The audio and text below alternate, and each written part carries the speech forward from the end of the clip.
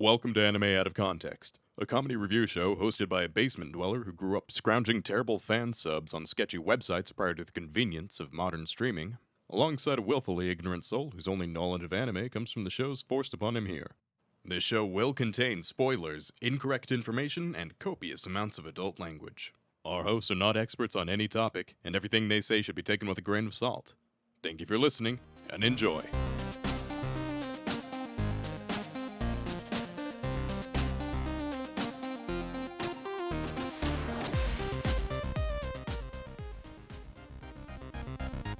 As an extra disclaimer for this episode, the show featured this week touches on heavy topics such as abuse, sexual assault, murder, and Shaun and Remington going ass to ass. Hello and welcome to Anime Out of Context, the show where I attempt to explain the sometimes weird, sometimes wonderful, but always hilarious world of anime. And it is dark in here, and I'm scared.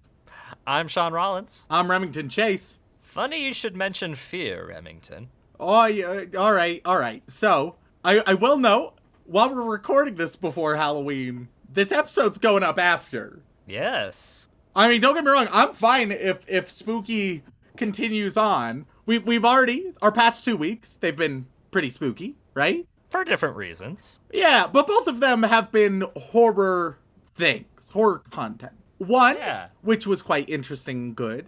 The other, an abomination upon man and God that everybody seems to adore but me. You know, it's just how it goes. I didn't realize your opinion on Danganronpa had changed so much, Remington. Yeah. So what sort of... We could be going horror, or we could also just be throwing me into the abyss this week. So, you know. Rep, it's not exactly horror, I want to say. It kind of is horror, but only in the sense that it's more of a statement on society being horror. Oh, perfect. All right. You know, I mean, what bad things are there possibly to say about society as it stands now? Truly, we live in a flawless utopia. Assuming you ignore the society bit. All right. if you put society to the side, it ain't half bad. Yeah, let's just put a big old, like a little big old censor bar over everything that we're looking at. I mean, that don't look that bad. Yeah, a little dark at times, but hey, at least it's not there. But no, Rem. Today a little peek behind the curtain, parting the kimono, if you will. I had a bit of a rough time deciding what we were going to do for our Halloween episode last week. Okay, all right, yeah. Because, in combination with the fact that October is our busiest season of the year. Truth. And we are still recording this in October because, we're doing our best. We've taken liberties to try and get it out as soon as possible. Anime out of context. Doing our best. The result? It's there. It is there. It is there. There is evidence that there is a result. And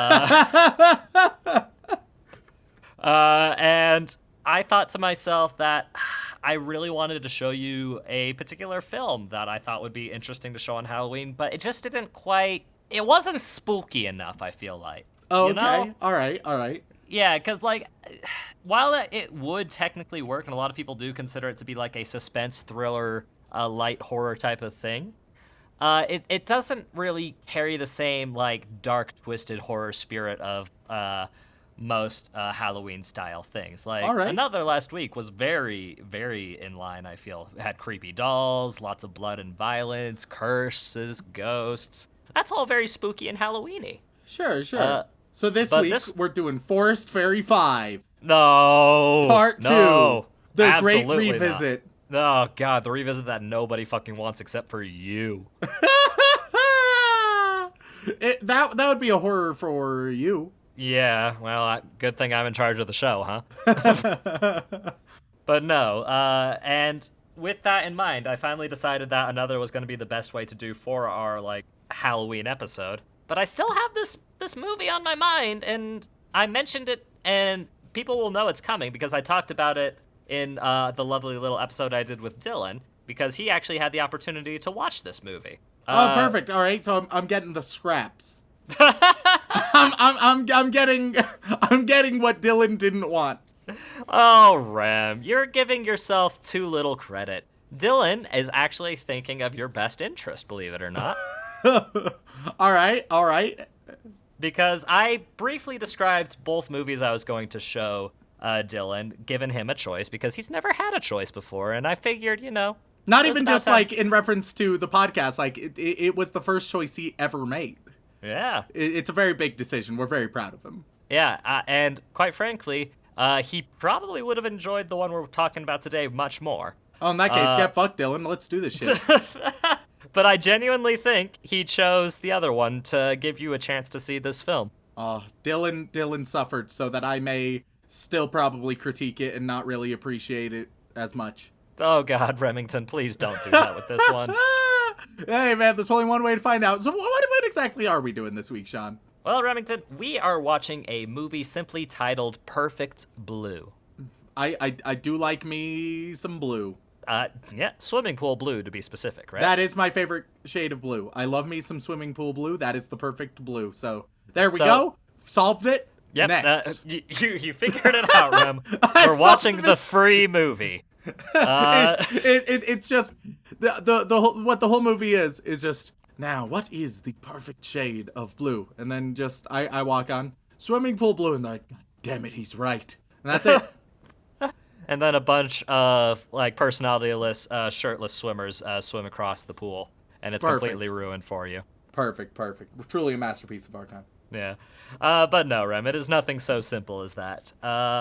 The movie Perfect Blue is a film by a director that we have briefly talked about before, Satoshi Kon. Not at all familiar.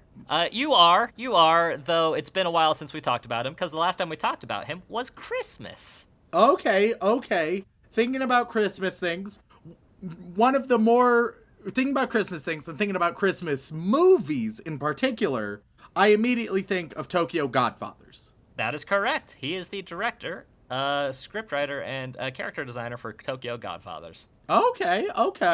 Yeah, and he made this particular movie a little earlier. Tokyo Godfathers was 2003, if I'm remembering off the top of my head. 2003. And this movie, Perfect Blue, came out prior to that in 1998. Okay, all right. Now, and my opinions of old anime, they fall in two camps. Yep. Usually, and this tends to happen with the movie, so I'm glad to hear it's a movie. There's some that's like high quality, intricately created, lovingly crafted from the ground up. That tends to be more of the movies in the category. Then there's the other category where they didn't know how to tell stories yet, and so just it's all trash. So those are the two, just like artistic, really human masterpieces, utter trash. Oh God! So you're telling me that you think the fellow who made Tokyo Godfathers had a real stinker right before it? That I am saying that might be a possibility. I don't know. Maybe he didn't know how to tell a story yet. We'll see. Well, it'll be interesting to see how wrong or right you are in that regards. And the other funny thing about this is the last when we watched another last week, it was set in 1998, whereas this movie aired in 1998. So really, kind of a weird coincidence there that I did not entirely plan for.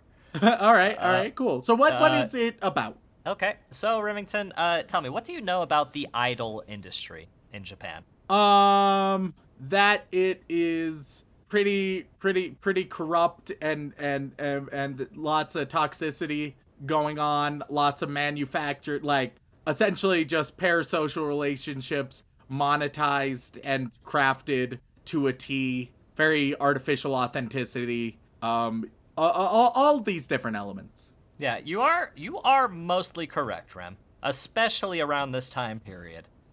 These days, there is a lot more welfare and positivity going into the J-pop industry, but it still has got a long ways to go. Like for every like good step in the right direction, there's suddenly a new scandal about how a group or company has horribly mistreated its performers, and it's a big oof, to say the least. Yeah. But this was very heavily the case in the early 2000s and late 90s in particular. Sure.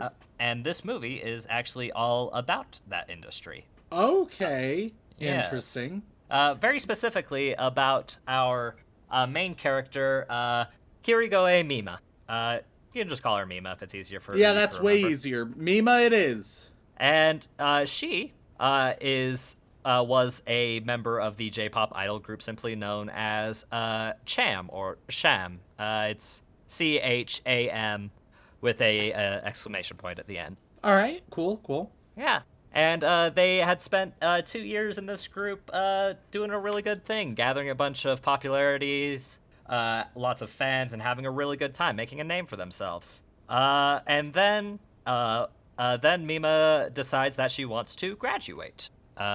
Which, so you're aware, Remington, graduating in idol terms is essentially leaving a group. It's a kind of almost weird, twisted way of describing just somebody leaving, but framing it in a more quite wholesome, positive way. It's a good old, like, passed on instead of, oh, they fucking died. Yes.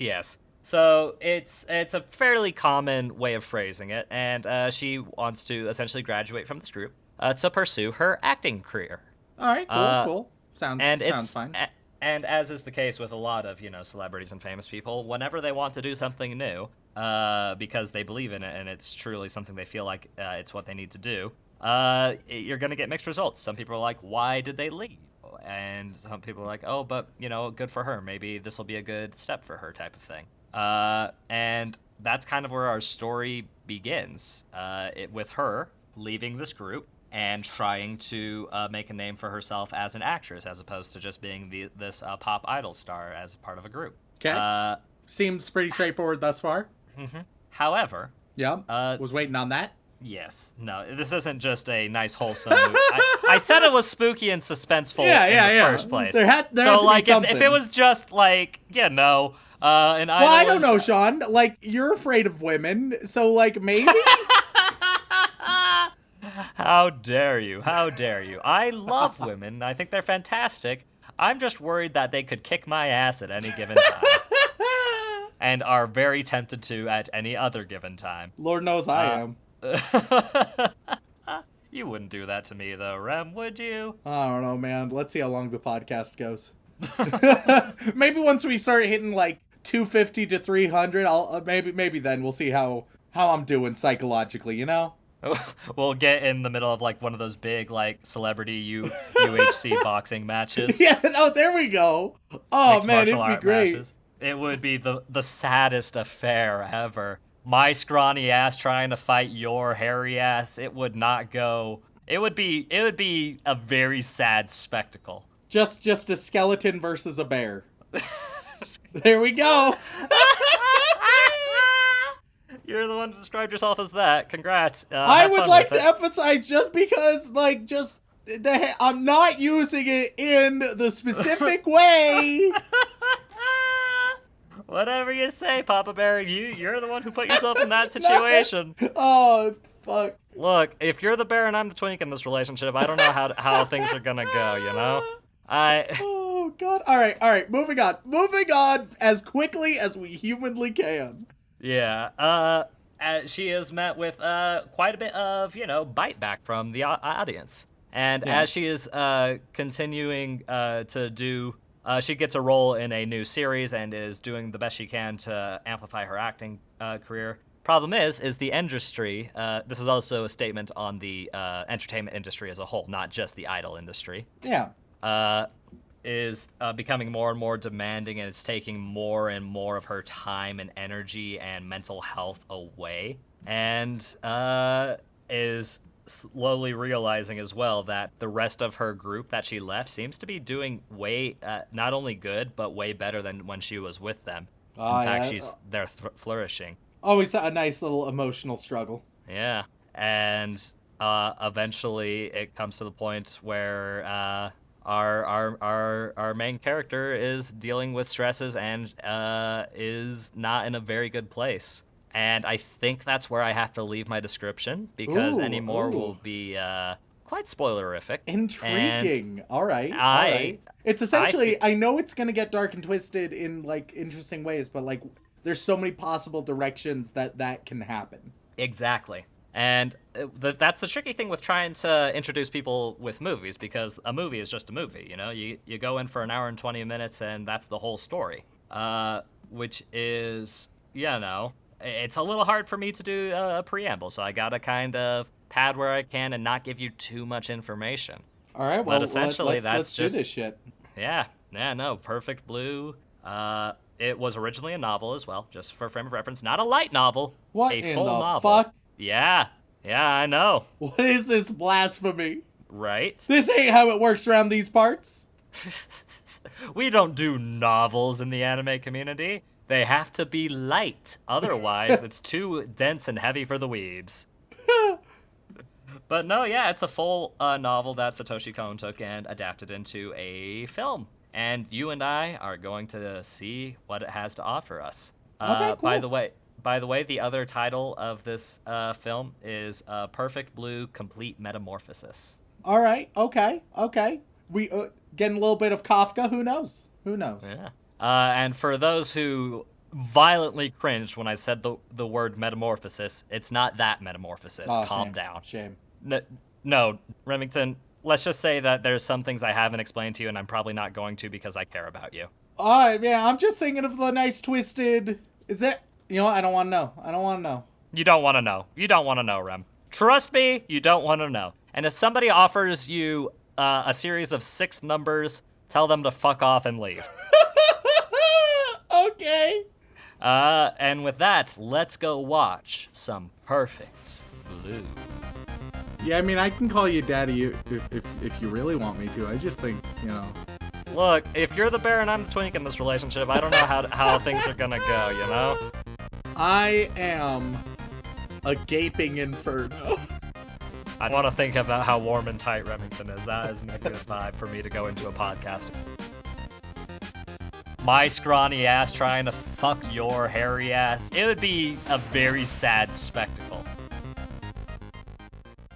Ladies and gentlemen, we are back after watching the hit 1998 film Perfect Blue.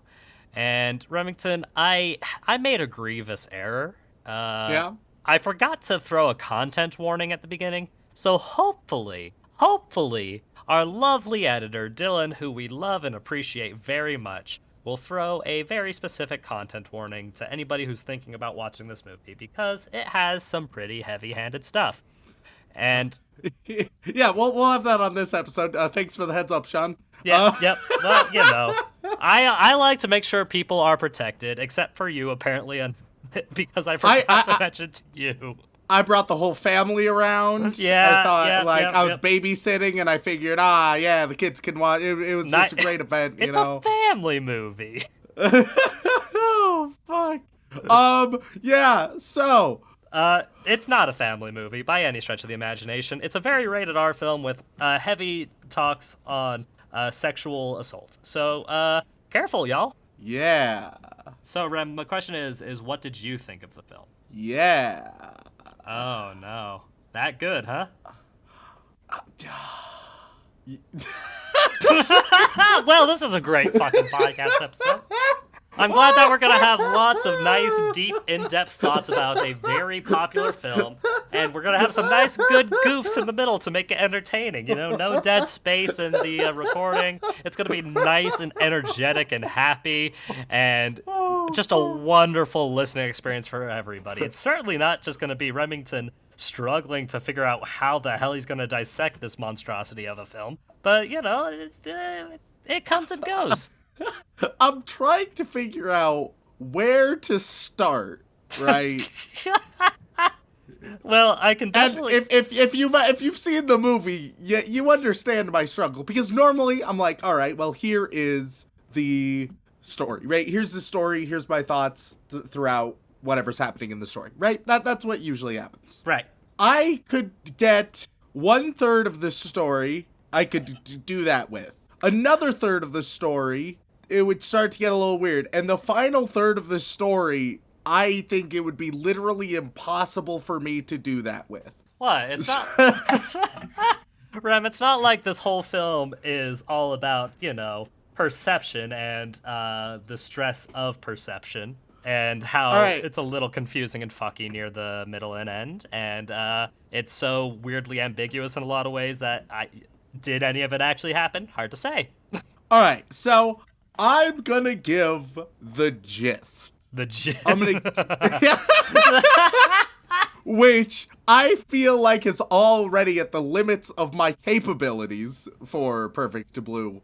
But goddamn, I will try. I will say, Rem, you can see why I was having a hard time getting it out of my memory after I did the research for it, right? Yeah. Yeah. So, the gist, it's a story about a girl, Mima, right? Mm-hmm. And she's a pop idol turned actress, and, like, she has some fans that are sad about this, and she has, like, a creepy stalker. She also has a motherly agent figure, right? Mm-hmm. Who's not her mom, but very much fills sort of that role. Mm-hmm. Who's trying to take care of her as she shifts to acting, right? Right. There's some not great things happening to the people around her. Right. And the people involved with this transition. And it's apparent that there's some stalker who's responsible for all of these terrible things, right? So as she gets into acting, she gets into more raunchy stuff, right? Not very say so. No. Am I learning? Hey, look at me. Yeah.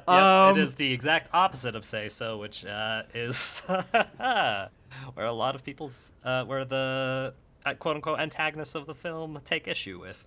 Yeah, and so things get lewd and raunchy, and a part of it is like it's partially her choice and her decision to go in this direction, but also still very much on the exploitation end, because nothing in the entertainment industry isn't steeped in exploitation to some degree.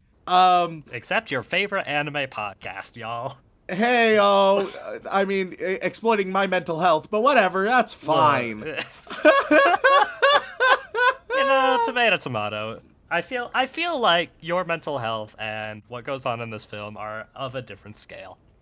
I would agree. We keep seeing this strange weirdo who we learn is behind the stalker blog and behind the incidents. But then as Mima gets cast on a particular show, like a little weird psychological thriller crime drama, her reality begins to bend, where she's strongly dissociating, really strong depersonalization, derealization, not sure what reality is, not sure who she is, contrasting with her now, and her past is either the quote-unquote authentic self, and she has no idea what's going on, and we as the audience start to lose track of what's going on. Scenes will transition from reality to being part of a scene, or vice versa, or maybe just delusions sometimes, and these just increase in severity through until eventually in the entire third act, where who the fuck knows. And towards the end, the stalker, after having killed a handful of them, but then there being some worries that Mima is the one killing some of them, the stalker tries to kill and sexually assault Mima, but she fights him off and is taken home by her motherly agent, who then, the motherly agent, maybe thinks that they are actually the real Mima and try to kill Mima, maybe. Wow, Rem, that seems all very vague and uncertain. It seems like almost you're confused by the ambiguity of this movie. Now, I think a lot of people are going to ask what the fuck was going on in this film, right? And which, it's a fair question. You have all the answers, right? Like, since you're the anime expert here, you know exactly what happened. I would argue I have the single best answer. Oh? As for what happened. And I'm hardly being hyperbolic. Yeah, that's right. That's right. Wow. I have the answer locked in this box. Would you like to know the answer for what the fuck is going on with Perfect Blue? Sure thing, Ren. Hit me with it. What's real, what isn't? The answer, it doesn't really matter.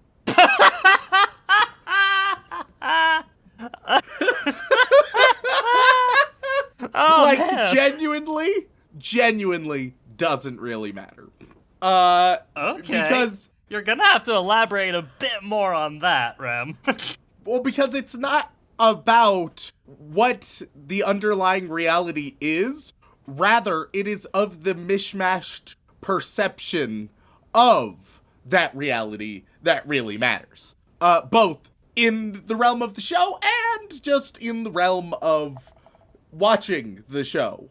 Okay. So, obviously, like, as you mentioned, perception is a wildly major theme. And there's some other themes. Like, I already mentioned the dual exploitation of purity, but then also the exploitation of sexuality, right? So it's sort of a, especially for women, a damned if you do, damned if you don't type situation, especially if you're in the public eye. And there's no, like, perfect answer. The danger of parasocial relationships, the idea of personas or profiles or avatars, the idea that there's a separation between your public persona on the one hand, how you present yourself either publicly or in this case, like, at large in a fame context, but while then also the private you, and also just the self-image of yourself, all of these different layers of selfhood.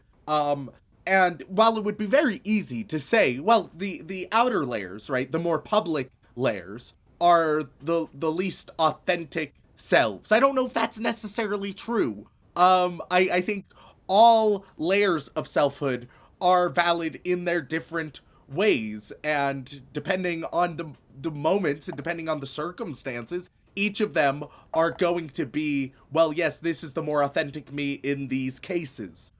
Which is why, when Mima's struggling to figure out her authentic self, I don't think there's a true answer. And if there is a true answer, it's the one we get towards the very end, in the fight versus Rumi, the motherly agent character, where there's sort of an argument, a disagreement about who is Mima, who's the real Mima. And Mima just sort of rejects this, and she says, I am who I am, right? And if anything, that is, like, the only authentic self. The only authentic self is the generic self, who you are, without trying to figure out which layer that happens to be on, because all the layers are equally valid. Anyway, that's just a lot of nonsense on selfhood. Wow, that was, like, Rem, you know this is a comedy podcast, right?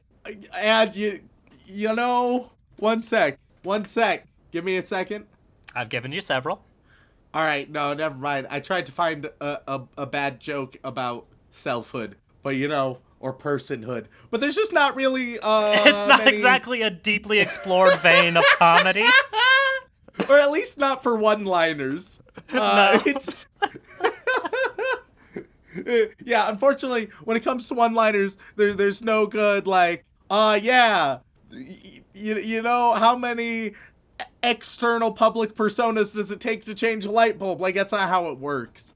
I would love to know the work. punchline to that joke, though. That would be great. Please send in possible punchlines to that joke, because Lord knows I don't have one. But it's definitely, it's a fascinating show in how it bends your brain, gets you into this mentality of gaslighting yourself and being unsure of what's real, really getting you into the psychological space of Mima, which is one of my favorite things that shows can do, is throwing you into that psychological space, you as the viewer. What this show also does multiple times is it has multiple twist reveals, right? Mm-hmm. It has multiple moments that are like, oh, fuck. This explains everything, right? Right. How crazy. And then it's like, yeah, but that's not real, probably. And you're like, oh, okay. and so it's like you're trying to grasp onto anything, and you get a twist reveal, and you're like, oh, okay, this is this is the twist that brings it all into light. And it's like, yeah, but probably not, though. And you're like, ah, shit. And it does that repeatedly just to keep you off kilter. Every time you feel like you have a firm grasp, it immediately fucks you up a little bit more. It's a wildly fascinating show, in a lot of those ways. Yeah. So, I can't help but notice, Rem, like, you're talking about all the things that make it interesting, but my question is did you actually like the show or not? Alright. I liked it. I don't know if I could say I enjoyed it. Oh, no. I'm sort of the opinion, if you enjoyed Perfect Blue, then I have some concerns. if you're like, ooh, if you're feeling like nice and refreshed and you're like, ooh, how lovely at the end of it. Hey man, there's resources available out there is all I'm saying. No.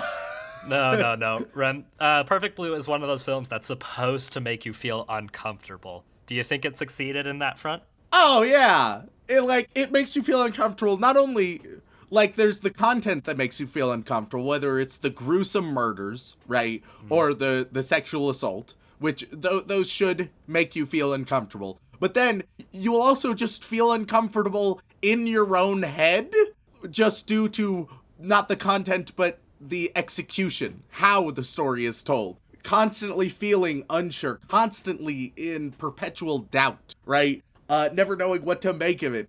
It's a wild journey. And I recognize that, if you've never seen Perfect Blue, by now you're like, these are some interesting ideas, but I don't understand the movie? And yeah, I don't think this is a movie that you can get sort of a play-by-play with. No. Even given the synopsis in the first part was tricky for me, as I'm sure you could figure out. Yeah. And then towards the end, it has an ending where Rumi has dissociative identity disorder and occasionally thinks that they are Mima, but Mima is actually just the real Mima and feels confident in herself. And it's like, it feels pretty clear-cut as an ending. But at the same time. Yeah. But with this one, it's like, I mean, sure, it does seem that way. It's all mental fuckery, Shaun. Yeah. So my question is, Rem, do you think real Mima killed anybody? Oh. It's a good question.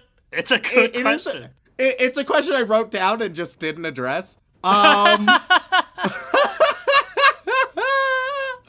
am going to go back to my coward's answer, but also being the answer I believe of I don't think it matters. Because I think the doubt is far more important than the reality for what the movie is trying to accomplish, right? It ultimately doesn't change a whole lot, in my personal opinion, whether Mima killed anyone or not. Okay. That question doesn't affect any of the important stuff about this movie to me beyond general trivia. Mm-hmm. Far more important is the uncertainty and the fact that the question is being asked, that such an important seeming question has to be asked. Okay. Then here's a follow-up question, Rem. All right. Would you recommend people watch this movie? It's not one that I'd be like, hey, guys, hey, brand new friends that I just met.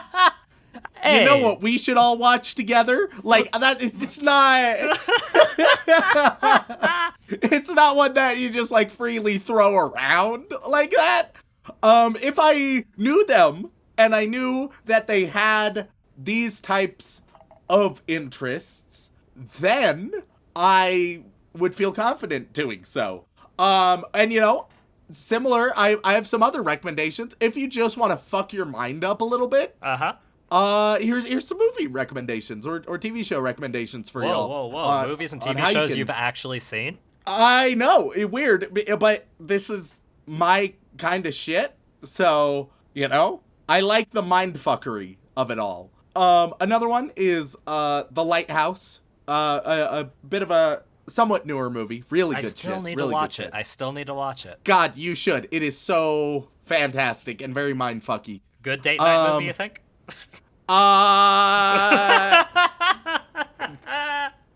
Depending on the relationship,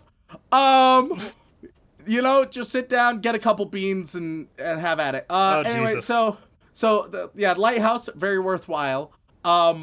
There's some similar mindfuckery in some of BoJack Horseman that, Shaun, you haven't gotten to yet, but there's a certain season that plays with it a bit more than others. I don't know if I'm emotionally prepared for that. Yep. But this type of mindfuckery, I'm all in on. It's so interesting to me. And similarly, like, to use an example of our real life, it reminds me, this sort of psychological mindfuckery. You can tell it's my jam because I one time created a sort of like tabletop RPG game that was all about the mindfuckery, and Shaun, you were a part of it. Yeah. I died in it. You did. It was a nice little horror game where it just emphasized mindfuckery because it's one of my favorite themes, and I just love any media that can be like, hey, fuck you, and fuck your brain up a little bit, and you're like, what? Oh, yeah, oh, okay. And not just confusion, like something like Inception, it's a little bit mindfucky, a little bit, but it's more so like obscure and confusing in a lot of ways for most people. And it has one of two endings as opposed to a large series of possible endings. Yeah, and it's like, so weirdly, Inception, I wouldn't put as a high-ranking mindfucky movie. Shutter Island, another example of a mindfucky movie. Yeah, so there we go. There's some recommendations. So you're telling me that this isn't just the kind want to of question movie... reality. Yeah, you're telling me this isn't the kind of movie I should watch and then be like, I need something to cheer me up. Let's watch Requiem for a Dream instead. Yeah, Probably not the kind of chaser you want following A Perfect Blue. Basically, we've just created a possible marathon for y'all.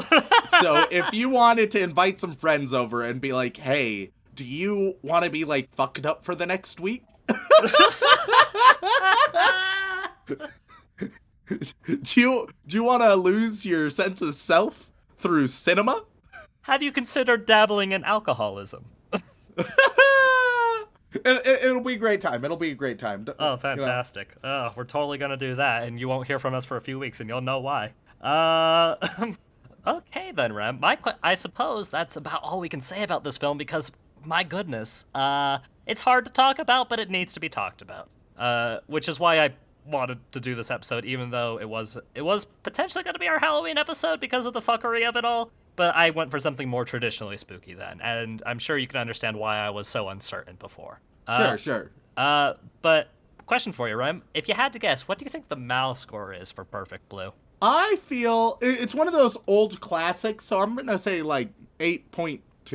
8.2. That's pretty high. Yeah. Well, I mean, old classics, it's going to get... One, people will really appreciate it, but then two, also like some nostalgia where some people will be like, it's the single greatest masterpiece of all time. Reading through a lot of these MAL reviews, that definitely seems to be that case. Yeah, which like I think it's worthwhile. It's very worthwhile, but like chill. It's far from the best thing of all time. Yeah. Also, it's definitely not the worst thing of all time. Somebody gave it a 1 out of 10, and I'm trying to figure out what's going through their brain. I can't even fault too much, like, wildly negative reviews about this. I'm like, I sort of get it. Yeah. They gave it enjoyment a 1 out of 10, which is fair. You're not supposed to enjoy this movie. But no, Rem, the score, the MAL score for Perfect Blue, with only about 264,000 users, is a solid 8.51. Okay, yeah, that's fair. Yeah. So it is a very, well-regarded film. The people rating it is pretty low, which is fair considering when it came out and the subject matter. But the people who did watch it, by and large, seem to really think it's worth the time and worth the effort of going through to watch. With the big old asterisk of, hey, if you're sensitive to some things, maybe not. Maybe not. Because, my God, does this thing make you feel emotions and question whether or not you should be feeling those emotions. Heck yeah, dude. Don't we just love a nice little mindfuck in our comedy podcast? But I suppose my final question for you, Rem, is any chance you'd like to watch this movie again sometime?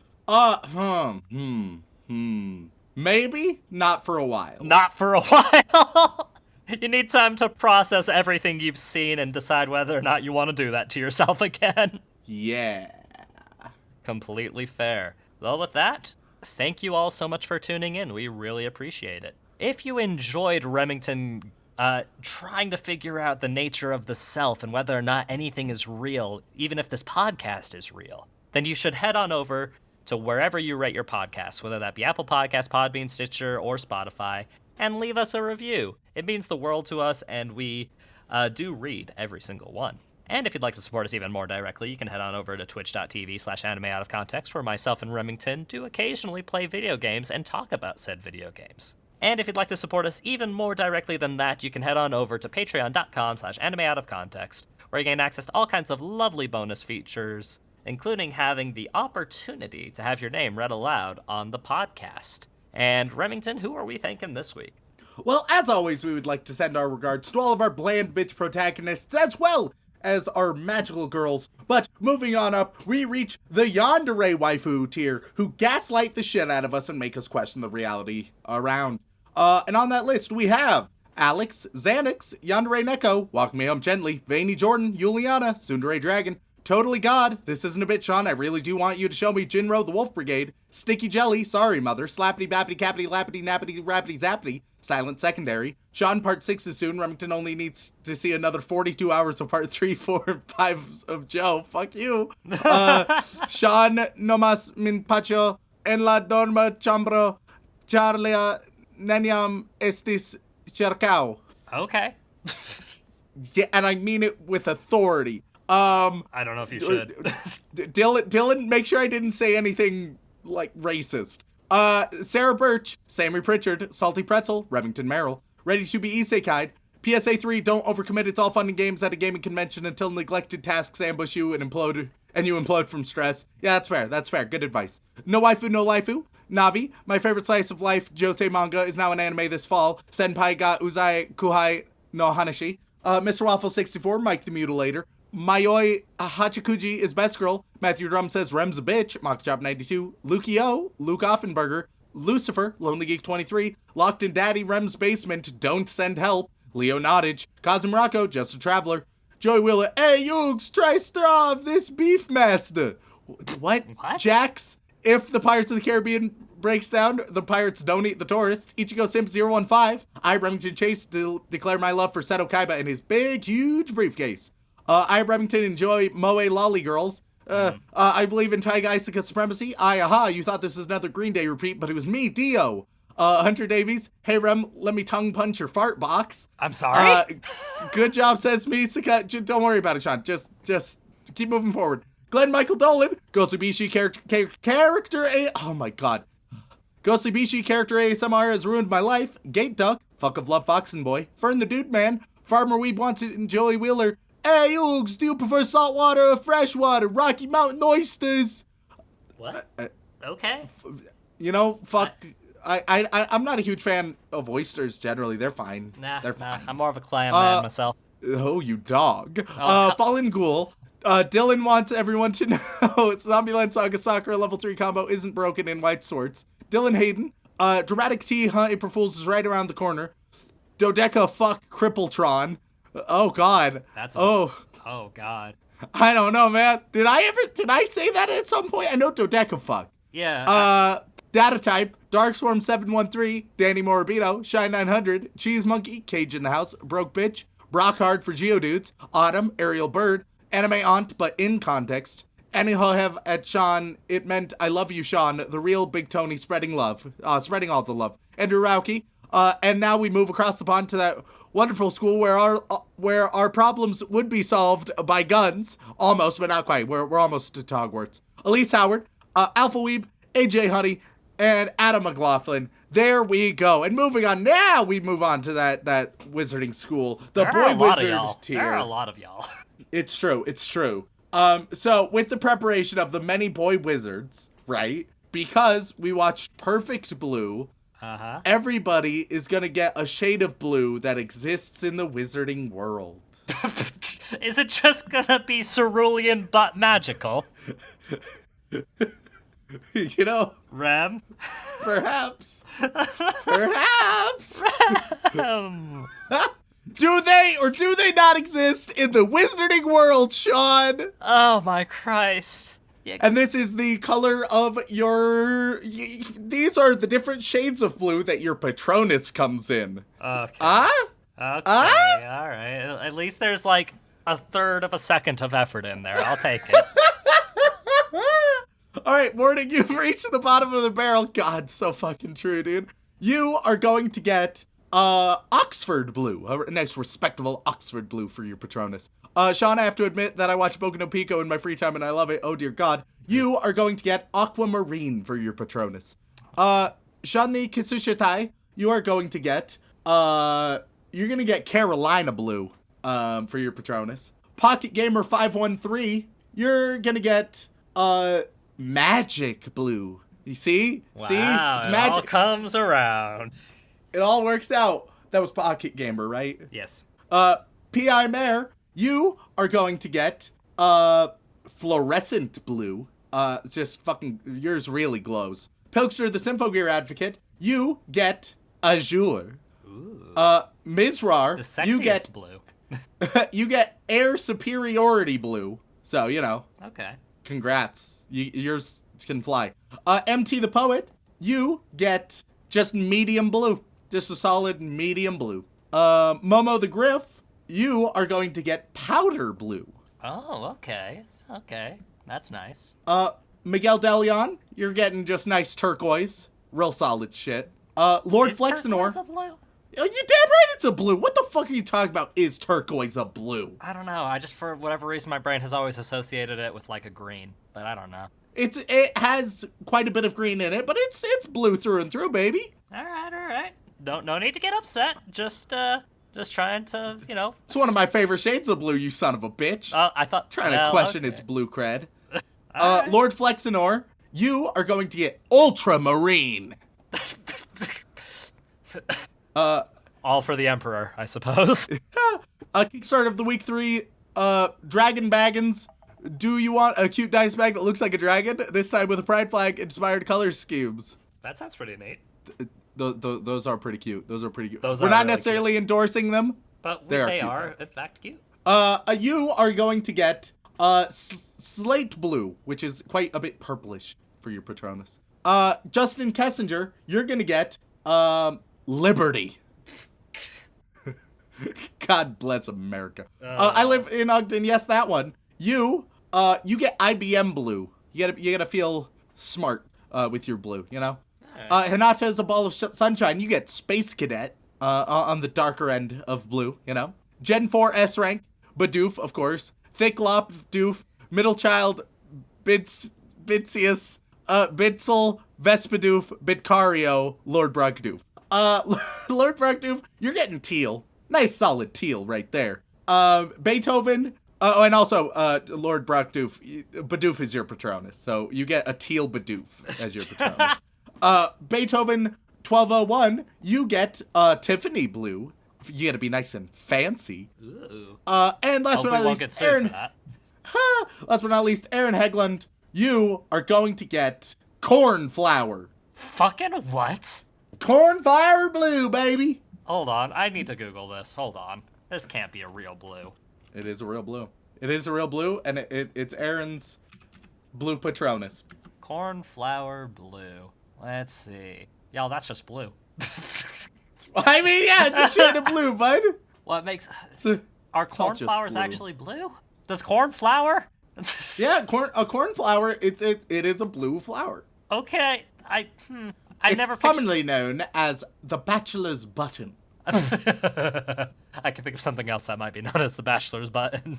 Oh, you dog. All right, now we move on to the highest of all tiers, the Sheffield Musco tier, getting into the White House. And here in the White House, each one of our Sheffield Musco tiers are going to get ways to protect themselves from gaslighting. Oh, Okay, this actually sounds like it's dipping into actually useful advice, which is not something we're qualified to give. Yeah, just being genuinely useful here. You're only allowed to use your strategy. If you aren't given the strategy, you can't use it. Oh God. Yeah, suddenly much less helpful, much less healthy. All right, Silicon Spectre. You know what would be useful for you that could one thing is hold on to what you know is true. All right, the sort of the assertive self-confidence, Silicon Spectre. All right, you know what's real. Don't let other people fuck you up. All right, some things you may be unsure of, but there's got to be some pillars of your reality that are less malleable, right? Okay. Then we have Pope of the Church of Remington Chase, and you are going to get stay connected. Listen, social networks really helpful when it comes to defending yourself from gaslighting. All right, you can't have one person be your source of correction and reality. You need a broad social network to help keep yourself grounded and informed. And last but not least, my dear old mom. For my dear old mom, build your personal confidence. Often gaslighting affects insecurities, and it seeks to build those insecurities with memory or with your sense of reality. So you got to work on building that confidence up, or in some cases, if it's already occurred, building it back up. There we go. Some good old gaslighting tips. Or tips to protect against gaslighting. No, very different. We're not wildly different. So different, Rem. So different. I don't know what you're talking about, Shaun. I said it. I just said tips to defend against gaslighting. I hate to listen here, fucko. I will not be gaslit on my own show, damn it. It's already happened too many times. If you would like to reach out, whether it's for a comment, question, feedback, or recommendation, you can tweet us at AnimeConPod or send an email over onto animeoutofcontext@gmail.com. Or you can even head on over to animeoutofcontext.com. That's right, guys. We got our own URL now. Ba-ba-ba-ba. Hopefully we'll actually do something with it. We'll see. We'll see. For right now, it's a link tree. But hey, link trees are nice and convenient. But with that in mind, thank you guys all so much for tuning in. We love you very, very much. And as always, don't fuck your sister. Da, da, da, da. Da, da, da.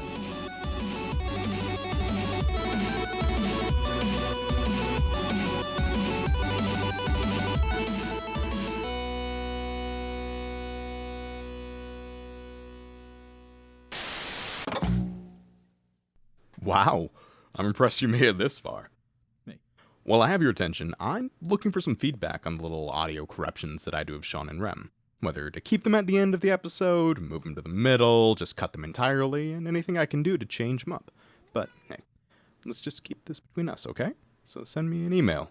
Send it on over to Dylan@animeoutofcontext.com. That is DYLAN at animeoutofcontext.com with your feedback, and I will make sure that I respond to it. And thanks for listening, even while my cat's meowing ruins the audio. Thanks, Hermaeus.